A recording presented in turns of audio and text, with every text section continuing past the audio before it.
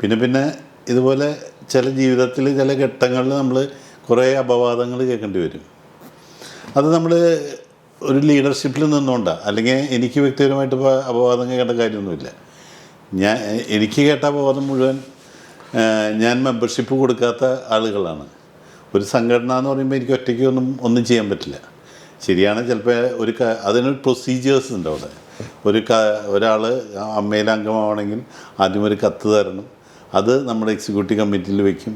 അത് 17 പേരുള്ള എക്സിക്യൂട്ടീവ് കമ്മിറ്റിയിലെ ആരെങ്കിലും എതിർത്താൽ നമ്മൾ എടുക്കാറില്ല. യുനാനിമസ്ലി ഒരാളുടെ അപ്ലിക്കേഷൻ ഓക്കെ ആണെന്ന് പറഞ്ഞാൽ മാത്രമേ എടുക്കാറുള്ളൂ. എന്നിട്ടാണ് അയാൾ പൈസ വാങ്ങിക്കാൻ വേണ്ടി അപ്ലിക്കേഷൻ അയച്ചു കൊടുക്കും. അങ്ങനെ അപ്രൂവ് ചെയ്തിട്ടുള്ള ആൾക്കാരെ പൈസ അടയ്ക്കാൻ പറ്റാത്ത ആൾക്കാരുമുണ്ട്. എന്നിട്ട് അതിനൊക്കെ എന്തൊക്കെയോ അപവാദങ്ങൾ പറഞ്ഞു വരുത്തി ഞാനെന്തോ ഒരു 1.5 ലക്ഷം രൂപ ഓരോരുത്തർക്ക് എടുത്തു കൊടുത്താൽ എനിക്കതിനുള്ള സാമ്പത്തിക സ്ഥിതിയൊന്നുമില്ല ഈ ചേർക്കുന്നവർ. പിന്നെ അതിലെനിക്കൊരു വിഷമം എന്താണെന്ന് വെച്ചാൽ ഈ ചേർന്നവരെയൊക്കെ ആ ഗണത്തിൽ പെടുത്തി എന്നുള്ളതാണ്. ഈ അമ്മയിലുള്ള 200 പകുതിയോളം അംഗങ്ങൾ എന്ന് പറഞ്ഞ സ്ത്രീകളാണ്. അവരൊക്കെ ആ ഗണത്തിൽപ്പെടുത്തി എന്ന് പറഞ്ഞാൽ നമുക്ക് ഭയങ്കര വേദനയുണ്ട്. അവരോടൊക്കെ ചോദിച്ചറിയാം, അമ്മയിലെ ഏത് സ്ത്രീകളോട് ചോദിച്ചറിയാം. ഞാൻ ഒരുപാട് ഷോകൾ ചെയ്യുന്ന ഒരാളാണ്.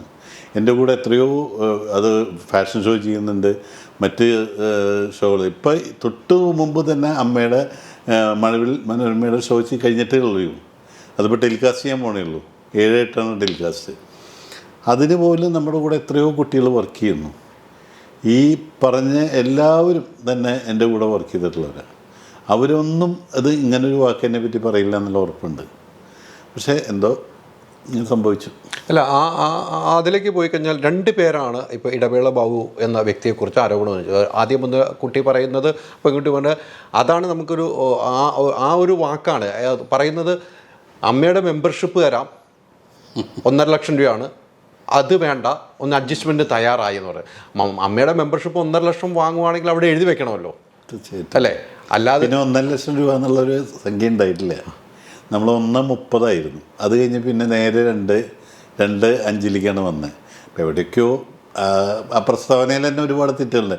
ഹരിഹരൻ സാറിൻ്റെ പേരൊക്കെയാണ് പറഞ്ഞിരിക്കുന്നത്. അത് പാവം. അല്ല, അങ്ങനെയൊക്കെ എന്തൊക്കെയോ ആരൊക്കെ പിന്നിലുണ്ട്. എൻ്റെ പിന്നിൽ ഇല്ല, ഗൂഢാലോചന ഉണ്ട് എന്നാണ് പരാതിയിൽ പറയുന്നത്. താങ്കൾ കൊടുത്ത പരാതിയിൽ ഗൂഢാലോചന ഉണ്ട് എന്ന് പറയാനുള്ള ഒരു കാര്യം എന്താണ്?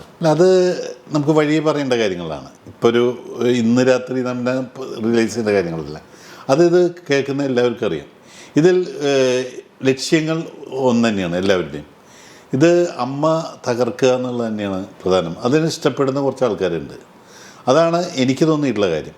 അതിൻ്റെ മുൻനിരയിൽ നിൽക്കുന്ന എല്ലാവരെയും ഈ ഇതിൽ നോക്കിക്കോളൂ. ഈ ഇപ്പോൾ പറഞ്ഞ ആളുകളെല്ലാം ഒന്നുകിൽ അമ്മയുടെ ഭാരവഹികളായിരുന്നവരാണ്, അല്ലെങ്കിൽ ഭാരവഹികൾ ഇപ്പോഴുള്ളവരാണ്. അവരെ തന്നെ ലക്ഷ്യം വെച്ചെടുക്കുന്നത്. അപ്പോൾ ഇതിൽ എന്താണെന്നറിയില്ല, ഇങ്ങനൊരു ആരോപണം. അത് നമുക്കൊരു പ്രശ്നങ്ങളുണ്ടെങ്കിൽ സ്വാഭാവികമായിട്ട് ആ സമയത്ത് അതിൻ്റെ അധികാരികളോടോ ഒക്കെ പറയാവുന്ന കാര്യങ്ങളേ ഉള്ളൂ. പക്ഷെ ഇപ്പോൾ ഒരു ബൂം എന്ന് പറഞ്ഞ പോലെ എല്ലാവരും കൂടി ഓടി വന്ന് ഇത് ഒരേ നിരയിൽപ്പെട്ട കുറേ ആൾക്കാരെ ഒരുമിച്ച് പറയാമെന്ന് പറഞ്ഞാൽ എനിക്കറിയില്ല. ഇതിൻ്റെ ഉള്ളിൽ തന്നെ ശത്രുക്കളുണ്ടോ? ഇടവേള ബാബു എന്ന വ്യക്തിക്ക് ഈ അമ്മ സംഘടനയ്ക്കുള്ളിൽ തന്നെ ശത്രുക്കളുണ്ടോ? സ്വാഭാവികമായിട്ട് ഉണ്ടാവുമല്ലോ. ഞാൻ ഇല്ല എന്നൊന്നും വിശ്വസിക്കുന്നില്ല. പക്ഷേ എനിക്ക് ശത്രുക്കളില്ല. കാരണം ഞാൻ എല്ലാവരെയും 506 അംഗങ്ങളെ ഒരേപോലെ കണ്ടിട്ടുള്ള ആളാണ്. അത് അവർക്കും അറിയാം. പക്ഷേ സ്വാഭാവികമായിട്ട് തോന്നാം 25 കൊല്ലമൊക്കെ ഒരാൾ ഒരു കസേരമ്മ തൂക്കി പിടിച്ച് കിടക്കുക. അതുകൊണ്ട് തന്നെയാണ് ഞാൻ മാന്യമായിട്ട് അവിടെ നിന്ന് ഇറങ്ങിപ്പോകുന്ന ആളാണ്. കാരണം ഇനി ഞാനില്ല, നിങ്ങൾക്ക് എന്ത് സഹായം ഞാൻ ചെയ്തു തരാം എന്ന് പറഞ്ഞുകൊണ്ട് മാന്യമായിട്ട്. എന്നിട്ട് പോലും ഞാൻ അമ്മയുടെ ഷോ ഡയറക്റ്റ് ചെയ്യുന്ന ഞാനല്ലേ. ഇപ്പോൾ ഈ അമ്മേൻ്റെ ഔദ്യോഗിക സ്ഥാനത്ത് നിന്ന് ഇറങ്ങിയിട്ടും അമ്മയുടെ ഷോ ഡയറക്റ്റ് ചെയ്യുന്നത് ഞാൻ തന്നെയാണ്. അപ്പോൾ അതിനൊന്നും ഞാൻ ഒരു കുറവും വരുത്തിയിട്ടില്ല. പിന്നെ സ്വാഭാവികമല്ലേ ഒരാളിങ്ങനെ ഇത്രയും കാലം ഒരു സ്ഥലത്തിരിക്കുക. അപ്പോൾ സ്വാഭാവികമായിട്ടും എല്ലാവർക്കും തോന്നാം. അതൊന്നും വിരോധം. 2 കുട്ടികളാണല്ലോ പരാതി നൽകിയിരിക്കുന്നത്. അതിനുശേഷം മറ്റൊരു കുട്ടി വന്നിട്ട് ഒരു 7 പേരോളം പേരാണ് പറയുന്നത്. ആ കുട്ടി പറഞ്ഞ 7 പേരുടെ പേരാണ് പറയുന്നത്.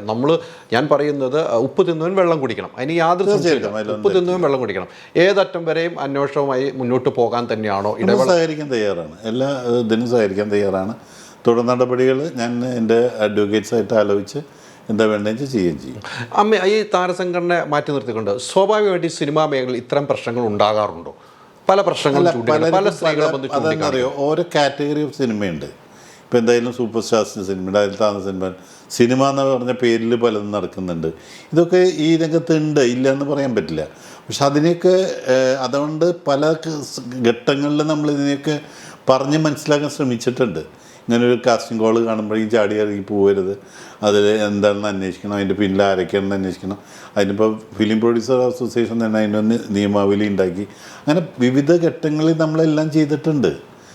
പക്ഷേ എല്ലാം എല്ലായിടത്തും നടക്കുന്നുണ്ട് എന്നുള്ളതാണ് സത്യം. ഇപ്പം ഈ പറഞ്ഞ പോലെ 17 പേർ അടങ്ങുന്ന സംഘം രാജിവെക്കുന്നു. ആ രാജി ഈ പെട്ടെന്ന് എടുത്തു ചാടിയുള്ള രാജിയാണെന്ന് തോന്നുന്നുണ്ടോ? അത്തരമൊരു രാജി വേണമായിരുന്നു? അല്ല, അത് ഞാൻ പറയാൻ അർഹനല്ല. കാരണം ഞാൻ ആ ഒരു ഔദ്യോഗിക സ്ഥാനത്ത് ഇറങ്ങി പോകുന്നതാണ്. ഞാൻ ഇപ്പോൾ ഒരു അംഗം മാത്രമാണ്. അതെ, അത് അവർക്ക് അങ്ങനെ തോന്നിയിരിക്കണം. പ്രത്യേകിച്ച് മോഹൻലാൽ എന്ന പ്രസിഡൻറ്റിന് അതാണ് ശരിയെന്ന് തോന്നിയിട്ടുള്ളത് കൊണ്ടായിരിക്കുമല്ലോ അങ്ങനെ തീരുമാനമെടുത്തത്.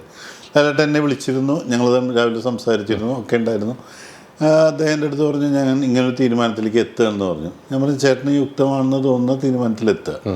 കാരണം ഇങ്ങനെ ഒരു കോർണർ ചെയ്തിട്ടുള്ള ഒരു എന്താ പറയുക, ഒരു ചെറിയ അടിയല്ല, എല്ലാവരും കൂടി ഒരുമിച്ച് അറ്റാക്ക് ചെയ്യുന്നുള്ളൊരു സംഭവം വന്നപ്പോൾ എന്തിനാണ്? കാരണം ഞാൻ എപ്പോഴും പറയാറുണ്ട്, മോഹൻലാലിനോ മമ്മൂട്ടിക്കോ ഒരിക്കലും അമ്മ വേണ്ട. അവർക്ക് നിലനിൽക്കാൻ അവരുടേതായ സ്റ്റാൻഡുണ്ട്. പക്ഷെ അവരെ അമ്മയ്ക്ക് ആവശ്യമാണ്. അതാണ് ഇപ്പോഴും എനിക്ക് പറയാനുള്ളത്. അവരെ അമ്മയ്ക്ക് ആവശ്യമാണ്. കാരണം അമ്മയുടെ നിലനിൽപ്പിന് ഇതുപോലെ ഇപ്പോൾ സുരേഷ് ഗോപി ആയാലും ഇവരൊക്കെ അമ്മയ്ക്ക് ആവശ്യമാണ്.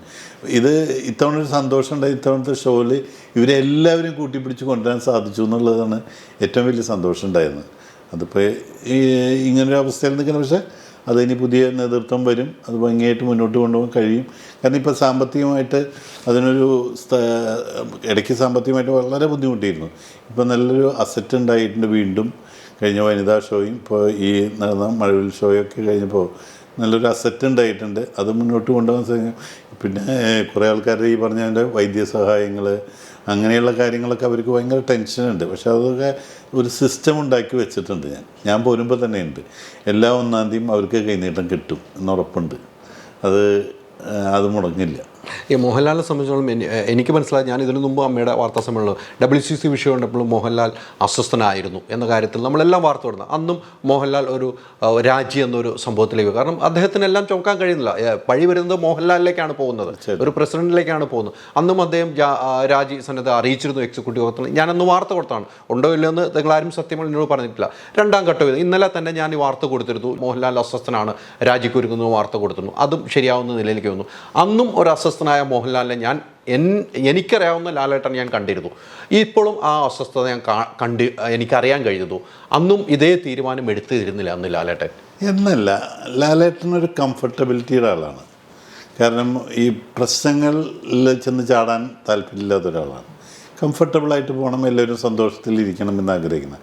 അപ്പോൾ സന്തോഷമില്ലാത്ത കാര്യങ്ങൾ അദ്ദേഹത്തിന് അറിയുമ്പോൾ പിന്നെ അദ്ദേഹത്തിന് സന്തോഷമില്ല. അപ്പോൾ സ്വാഭാവികമായിട്ട് അദ്ദേഹം എന്തിനാണ് ഞാൻ ഈ കുരിശ് ചുമക്കണേന്ന് തോന്നില്ലേ? അത് ഓരോരുത്തരുടെ നേച്ചറാണ്. കാരണം ലാലേട്ടൻ എന്ത് പ്രതിസന്ധി ഘട്ടത്തിൽ നിൽക്കുന്ന ഒരാൾ തന്നെയാണ്. പക്ഷേ ചില കാര്യങ്ങൾ ഒരു കംഫർട്ടബിലിറ്റി എന്നുള്ള കാര്യം കൂടി ഉണ്ട് അതിനോടൊപ്പം. എല്ലാവരും ഒത്തൊരുമിച്ച് നിൽക്കുക. ഞാൻ കഴിഞ്ഞ വിടവാങ്ങൽ പ്രസംഗത്തിലൊരു കാര്യം പറഞ്ഞു. എനിക്ക് അമ്മയെന്ന് ഒറ്റ വിഷമേ ഉള്ളൂ, അതിപ്പോഴും ഉണ്ട്.